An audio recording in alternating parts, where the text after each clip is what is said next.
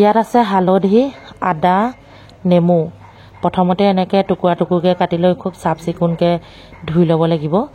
আৰু লগতে আপোনালোকে ইয়াত পিঁয়াজ, জলকীয়া, নহৰু এইকেইটা বস্তু মিশ্ৰণ কৰিব পাৰে।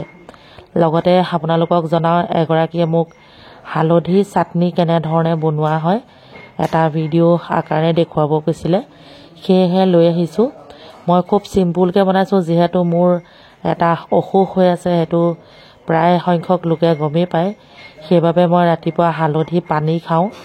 হালধি পানী খাওঁতে ধৰক যিখিনি হালধি লৈ মই পিছোঁ, তাত অকণমান আদা আৰু নেমু মিশ্ৰণ কৰি দিওঁ। নেমু, এই গোটা নেমুটো যে দেখিছে, ইয়াৰ এফালহে দিম, গোটেইটো নিদিওঁ, যিহেতু আমি 3 গিলাচ জুচ উলিয়াম ইয়াৰ পৰা। মানে কুহুমীয়া পানী মিশ্ৰণ কৰিম। কুহুমীয়া পানী নাথাকিলে ঠাণ্ডা পানীও মিশ্ৰণ কৰি খাব পাৰে, একো নাই। মই লগতে আপোনালোকক দেখুৱাই গৈ থাকিম যে হালধিৰ চাটনিকণ কেনেধৰণে সোৱাদ লগাকৈ বনাব পাৰি। লগতে আপোনালোকক জনাওঁ, যিকোনো মানুহে হালধি চাটনি খাব পাৰে। হালধি চাটনি খালে আমাৰ স্বাস্থ্যৰ বাবে বহুতেই ভাল। হালধি যিকোনো বেমাৰৰ প্ৰতিষেধক হয়। ইয়াৰ পৰা এতিয়া উলিয়াই পেলালোঁ। উলিয়াই পেলাই এনেধৰণে চেকনিয়ে চেকি এইখিনি এতিয়া চাটনি, এইখিনি জুচ। ডাইৰেক্ট ৰুকনিত পিহিও ল'ব পাৰে, একো নাই। সেইটো তাৰপৰা এতিয়া মৌজোল মিশ্ৰণ কৰিম। মই এতিয়া 1 গুলি 2 চিকা কৰিছোঁ। এইখিনি জুচখিনি এতিয়া আমি খাম, মোৰ ভাগৰ ল'ৰাটো, ছোৱালীজনী। আৰু এইখিনি যে থাকি গ'ল চেকনিত, যিখিনি চেকিছিলোঁ, এয়া এতিয়া চাটনি বনাম। এনেধৰণে খাব পাৰে। হালধি চাটনি বনাবলৈ তেনেই সহজ। ইয়াতে এতিয়া পিঁয়াজ, জলকীয়া, আদা, নহৰু যি পাৰে দি দিলেই হ'ল। আমি কিন্তু নিদিওঁ, যিহেতু মোৰ বেলেগ বেমাৰৰ কাৰণেহে খোৱা হৈছে।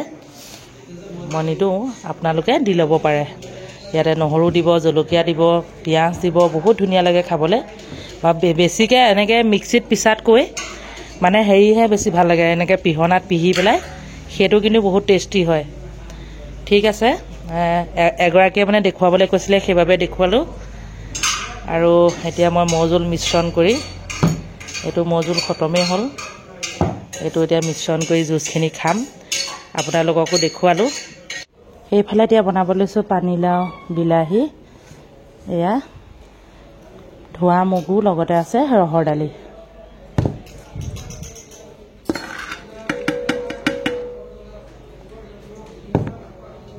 দুঘণ্টামান তিয়াই থৈছিলোঁ, সুন্দৰকৈ ফুলি আছে।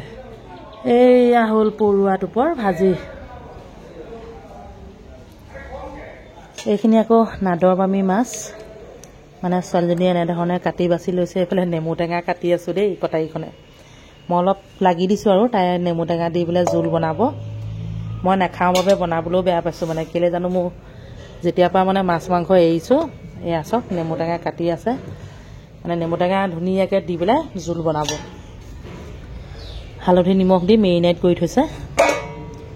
নোখোৱাৰ কাৰণে বনাবলৈও অসুবিধা পাইছোঁ। এতিয়া 2টা বাজিলে, দুপৰীয়া ভাত খাব লৈছোঁ। পিঁয়াজ এটা, হালধি চাটনি। আপোনালোকক মই কৈয়ে আছোঁ যে মোৰ এইকেইদিন গাটো বৰ ভাল নহয়, সেইবাবে কেৱল মাত্ৰ হালধি চাটনি, ইয়াত নেমু আৰু আদা আছে, বেলেগ একোৱেই দিয়া নাই। যিহেতু যেতিয়ালৈকে ভালকৈ সুস্থ হৈ নুঠোঁ, তেতিয়ালৈকে এনেধৰণেই খাব লাগিব। এইফালে বইল দালি, দেখিলে কি দি বনালোঁ। আজিলৈ আহিছোঁ, আকৌ লগ পাম। কিবা জানিব বিচাৰিলে কমেণ্ট কৰিব। সকলোখিনি ভিডিঅ' বনাই আপোনালোকলৈ এনেধৰণে আগবঢ়াম। আজিলৈ আহিছোঁ, বাই বাই।